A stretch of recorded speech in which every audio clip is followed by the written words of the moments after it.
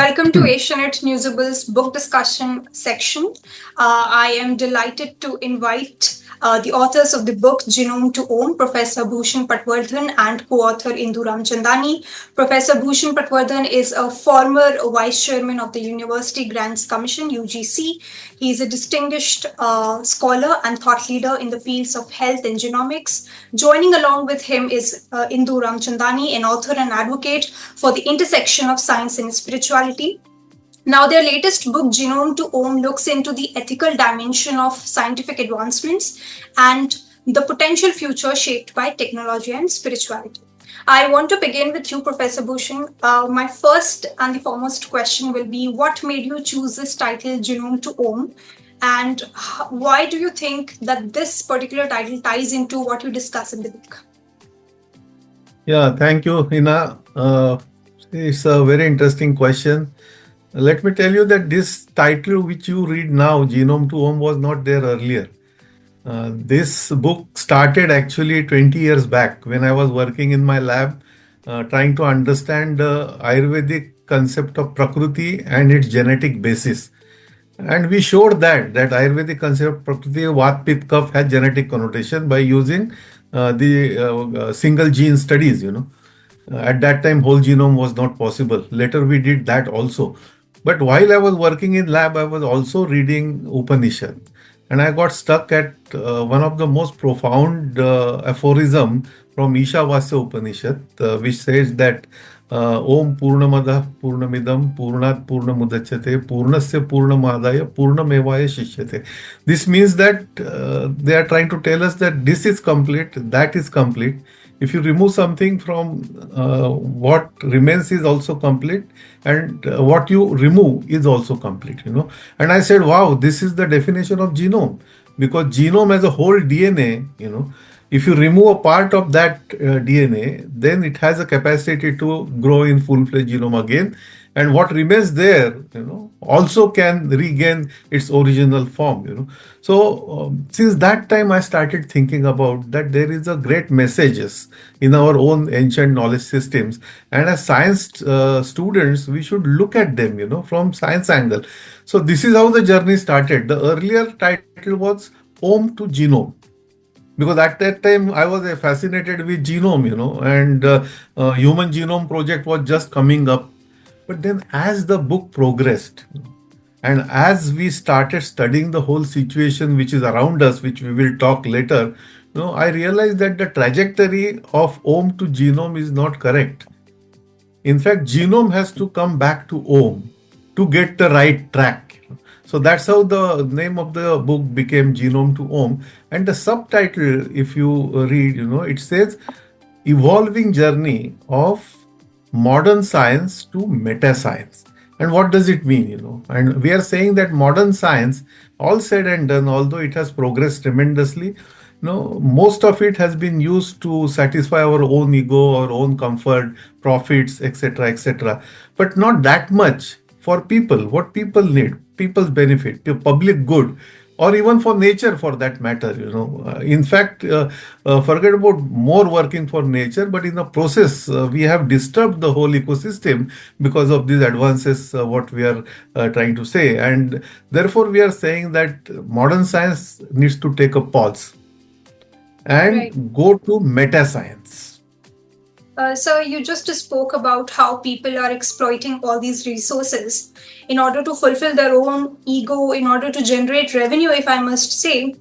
Because I want to come to the rise of artificial intelligence in workplaces that affect employee mental health and job satisfaction as well. Because now, with the help of machines, employees are being given automation tasks, and it's becoming more and more redundant. And their roles are being modified like anything. What do you have to say about that, Indu ma'am? Well, what you said about the dangers of AI enforcing itself onto human activity and that human beings having to take a back seat, that has been a fear for a long time. And today, while AI has given us gadgets and facilities to improve our quality of life, supposedly, and people are depending a lot on AI and benefiting, there is this great concern that are human beings being made into robots? Are we sort of becoming mechanized ourselves? This dependence on AI, dependence on gadgets, dependence on machines, where is it taking us? So, are we so outwardly driven that we are forgetting our intrinsic qualities within? And that is the essence of Om, because genome is the microcosm and Om is the macrocosm. And we have to shift from the individual to the universal. That is what we are trying to say. So, where does AI come in? AI as a useful tool, yes, it's excellent, but AI, if misused, can mean disaster. And there are scientists all over the world who are warning. In fact, the latest Nobel winners, the laureates of physics and chemistry, though they have said that AI was very useful to them in their research, there is a warning that if it goes into the wrong hands, it can be devastating. So we have to Right. keep that in. Right. And so, if I just follow up on this question, you also evoke this question in the book whether AI should have its own rights, because we live in a civilized society. We have a constitution in place that we abide by. We have our law enforcement agencies. Do you think that the same ecosystem will be created for AI as well? Well, is Bhushanji, are you answering that? Yeah, if No, you can. no, no, you can continue. No, Yeah, ma'am. so Yeah. yeah, so the question is AI conscious? That's my question. Right. And if AI does not have consciousness, it cannot supersede human beings, right? The core essence of existence is consciousness. A lot of scientists don't agree. They think consciousness is the outcome of the brain and the mind, and they're still trying to locate exactly where it comes from. It's almost as if it's being poured into our system, and then we become conscious. But they haven't been able to pour consciousness into AI, right? So obviously, it is not in the hands of artificial intelligence to harness consciousness. As long as that doesn't happen, there's no way that AI can supersede human minds and human beings. But who knows? At the Very moment, interesting. Yeah. no, it's a challenge. And somewhere in our book, we've talked about this bet that was taken between Christoph Koch and David Chalmers. That Christoph Koch, who's a physicist, a scientist, said that one day we are going to have we explain where consciousness emanates from. And David Chalmers, who talks of the hard problem of consciousness, they had a bet, a 25-year bet. And that 25 years finished in 2023. And Christoph Koch had to admit that they had got nowhere to analyzing how consciousness is utilized or generated. So I think we're not in that danger zone, but That we is a have to positive watch. sign. Yeah. We have to watch out for the misuse of AI. Yeah. Sir, coming to you, we also know that you talk about, you touch upon a variety of issues. And one of them I could think of is the use of things in agrochemical industry, because that is what plays a very important role in farming. And I'm specifically talking about genetically modified crops.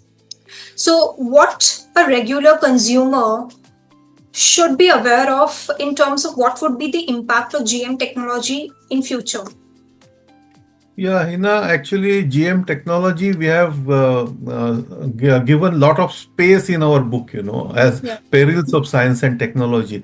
GMOs are fantastic in some cases, but now with the CRISPR technology, you are able to edit gene like you are editing your books, which is very, very dangerous. And if it goes really in wrong hands, what can happen, you can only imagine. What can happen, you can see in the movies, sci-fi movies. But coming back to your agrochemical questions, agrochemicals, if you really look back, and we have again discussed this in great detail in the book, we are really saying that these agrochemicals origin, if you really track back, they go to the world wars.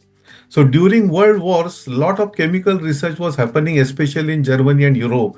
And after World War, what to do with these chemicals? Earlier, these chemicals were all kind of explosives and all these kinds of toxic gases, nerve gases and all those kinds of chemicals, So now the question was what to do with them. And say after the World War, this chemical pool was there. So one stream of that pool went into pharmaceuticals, and one stream of that pool went into agrochemicals. So you will see very interesting connection in this, and which we have discussed in the book, that agrochemicals are producing a lot of hazard in our own food chain, and because of that we are getting a lot of diseases, including diseases like cancer. On the other hand, pharmaceuticals also are produced from similar chemicals, and they are used to treat these disasters which we are creating. So it's a really very questionable transaction that is happening for so many years, and in the process we have spoiled our environment, we have spoiled our agriculture, we have spoiled our soil, and we have spoiled our bodies, we have spoiled our minds. So where are we going? Again and again we are raising this question, and therefore this meta science comes in picture. Meta science is not something which is beyond science. Meta science, what we are calling, is science of science. See, science has to understand that our role as scientists, or our role as science teachers, or our role as science students essentially is well-being, public well-being, universal well-being. So whether we are really using that, and so GMOs today, I would tell you that we have quoted that Seralini's work. Seralini is very eminent French scientist, and he has actually studied and published. And from India, Vandana Shiva, who is again a great champion, we have quoted her in our book. They are giving very serious signals.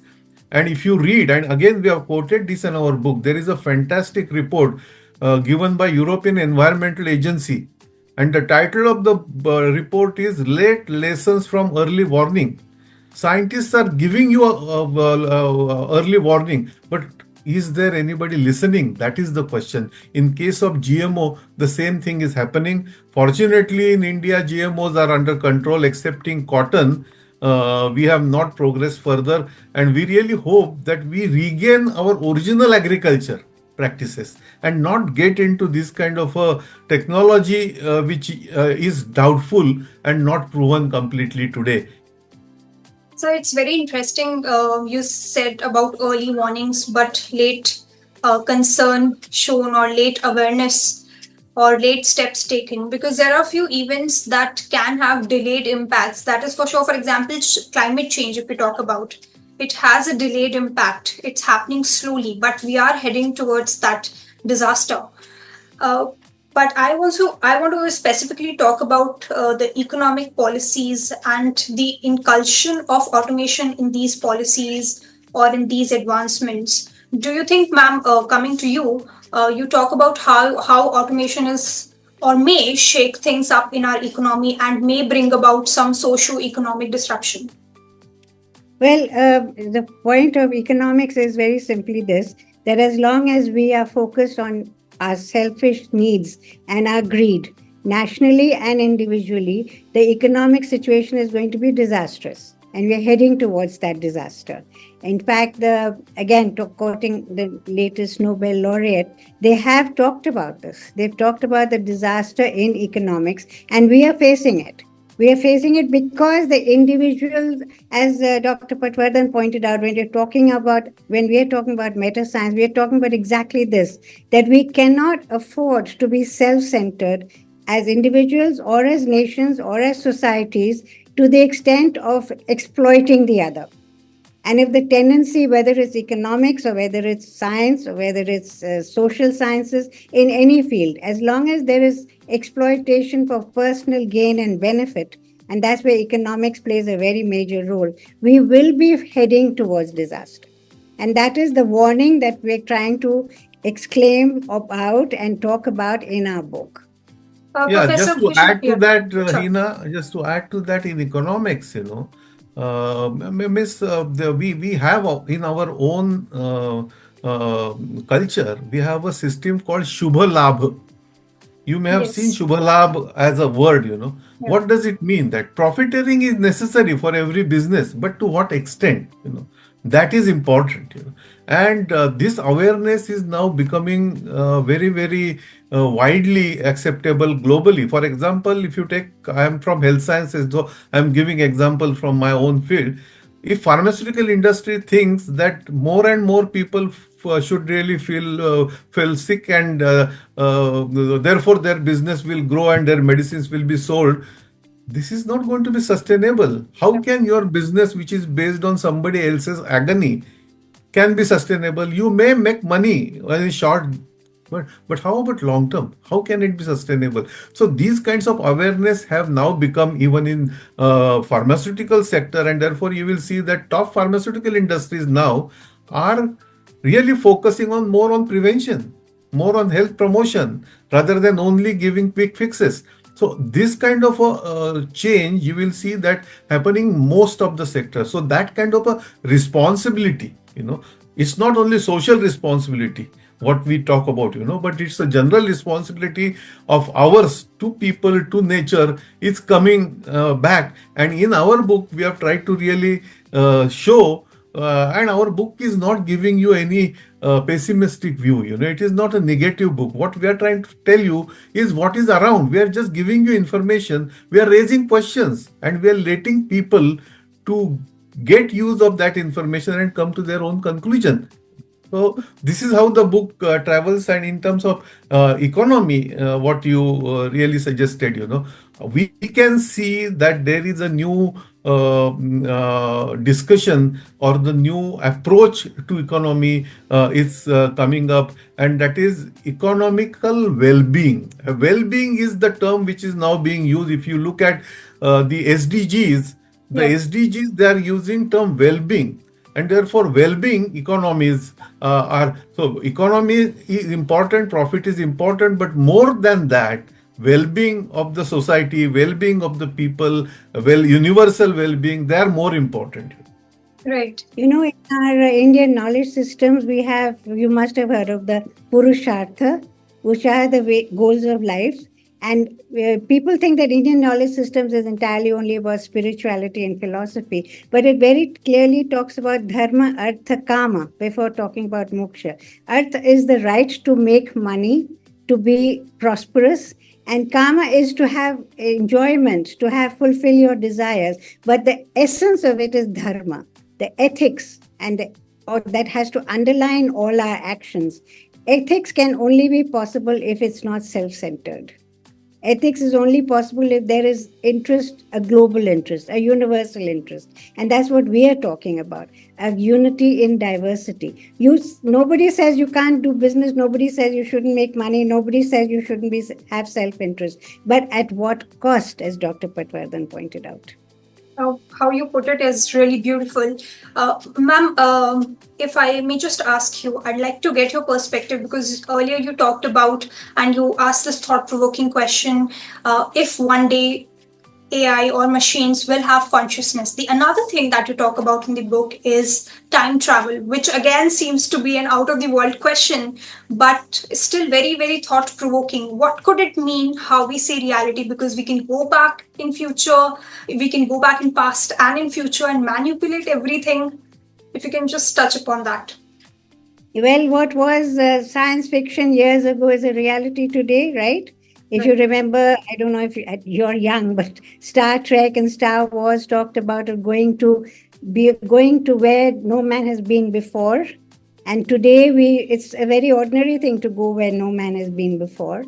And so going to another planet or going to the moon, going to the Mars is like matter of fact. It's being researched and it's being done. So it's not as if science fiction does not become a reality.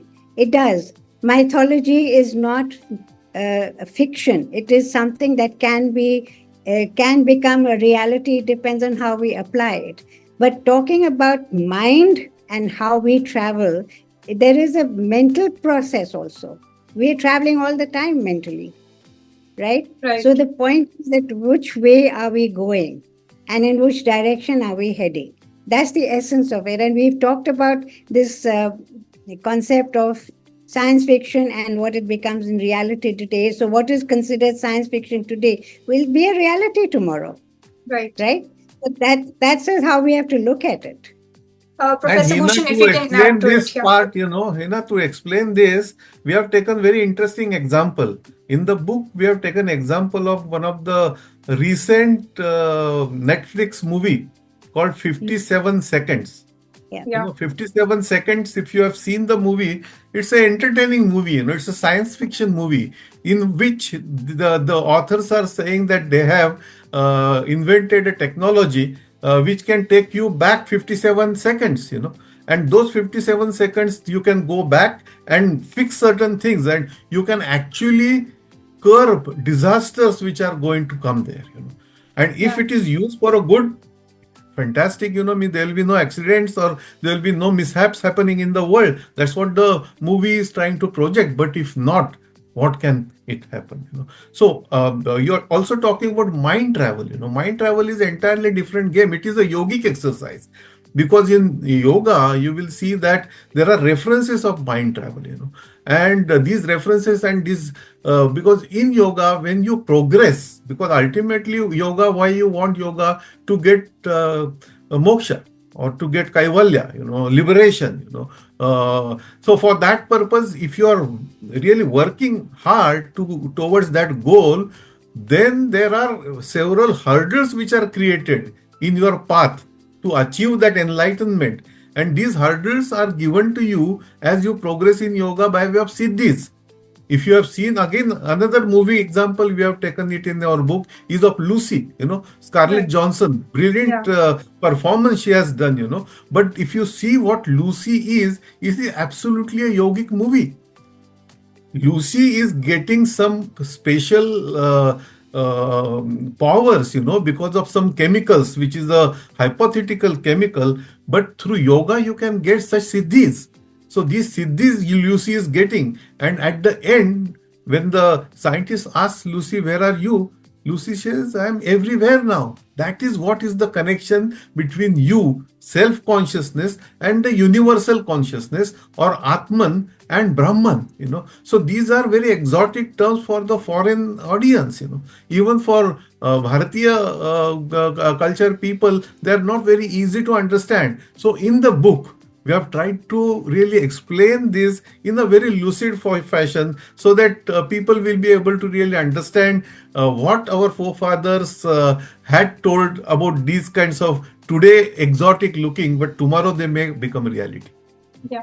I'll just get closing remarks from both of you. Indu ma'am, coming to you, if you can just talk a little bit about the security risks, because right now we are seeing there I are so didn't get many. that. Talk about what? I didn't. Your voice Yeah, cut if you off. can talk about security risks that AI poses to us, because right now we have a lot of conflicts going around the world. We have Ukraine-Russia war, we have Israel-Hezbollah war, we have civil wars going on. But do you see a possibility where we'll live in a world where we are seeing biological warfare? Because you talk about that in your book. Yeah, because see, today as you mentioned, the wars that are going on today, all you need is to have some drones, set off some missiles, be in your own space. You don't go out and fight, right? And there is annihilation being all around in that, just with that form of warfare. Okay, so you take this further and you take the kind of gadgets or kind of uh, power that AI can put in your hands. Where will it take us? It's going to take us to absolute devastation. We have had, and you talk of biological warfare. What happened when the pandemic took place? Right. Today, even today, yet nobody is sure what started COVID-19. There is talk about it being laboratory created. There's also talk about it was an accident. Who knows? At least I don't know. What started COVID-19, but what did it do? It caused mass devastation. It shook entire humanity. And if these are the seeds of biological warfare, if these are man-made, these kind of issues, viruses, or gadgets, then aren't we at the brink of extinction? Aren't we in a very, very dangerous situation? Now, if AI, again, we have talked about not only, as I mentioned earlier, it's not about AI being useful. It is, but it's a question of in whose hands. And the warnings that are being given by scientists themselves is exactly that. We have to watch out. That's what we need to do. Definitely. Professor Bhushan, if I can get your remarks on the same question. Yeah, no, I would like to say that in the book, what we have actually tried to tell is by using science today, and science we believe that is based on empirical evidence, what our senses can measure, but there are several things which we today don't understand. Maybe tomorrow we'll understand them. And what we are trying to tell is there is a hidden knowledge in our own knowledge systems, and which comes from Om. Om is not just Om. Our book is completely agnostic book. Means it is not taking any sides. It is giving you wealth of information, right from origin of universe to origin of life to the Upanishadic Mahavakya or Prashna, who am I, where I am going, what is the purpose of life, Purpose of life is saying that achieving everybody's potential to the greatest extent should be our purpose of life. Everybody's capacities are different. So we cannot. So all these questions we are raising, and most importantly, at the end, we are saying we have been pushed into Anthropocene today. That means it is completely now, if you see the total weight of the plastic and concrete and steel and all human made mass has actually exceeded the biomass. That is, total weight of plants and animals is less now than this human made mass. So where are we going? Even United Nations Secretary General has said that we are no more now in talking about global warming. It has become global boiling. So much of climate change, you also mentioned about it. So why all this is happening? And when all this is happening, what should we do? Our book tries to tell you where are we actually, and it lets you think. Our book is actually to make you think and decide your own path, because ultimately everybody, we are not prescribing anything. We are saying that we have to really shift or transit from Anthropocene to what we call it as Om scene, or evolve our journey from meta science, science to meta science to meta society, which is a larger goal. So this may seem utopian, but in the book we have discussed this in great detail, showing some hope. Whatever in last I will tell you, we know that our book is not excellent and what great, in the whole knowledge, what we have, sea of knowledge. It could be a small drop of knowledge. But what we have ensured, both me and Induji, is we have ensured that that small drop is pure. Right. So what happens is that when we talk of, as Bhushanji talked about the Om scene, what are we saying? Are we giving you an option which is not realistic? Not so. We are walking towards. It's a journey, and we are talking about one thing that's very important, and that is the unity in diversity. Today we are all in different directions. We have to come together, and we have to have a unified target. And the unified target is human well being. Human well being can only be possible if there is no misuse of powers, if there is understanding of the other's need, and there is cooperation, global cooperation, communal cooperation, individual cooperation. So not only human well-being, we are talking about generally planetary well-being, and we are talking about the universal well-being, because that's the larger goal, Vasudhaiva Kutumbakam. Not only Vasudhaiva Kutumbakam, but also Sarve Santu Niramaya. Let everybody be happy, peaceful. How to do that? You will find interesting anecdote, interesting discussion, and interesting ways evolving in this book, Genome to Om. Right. I must say that your book poses very important questions that should worry people, and they should make themselves aware how to stay safe. And thank you so much for this discussion, both of you, Professor Bhushan and Indu ma'am. And I hope that we get in touch again for more such conversations. Thank you once Yes, again. and thank you, Hina, for those very intelligent questions. And we also enjoyed interaction. And AsiaNet, all viewers, our namaskar. Thank you. Thank you. Thank you. Thank you so much.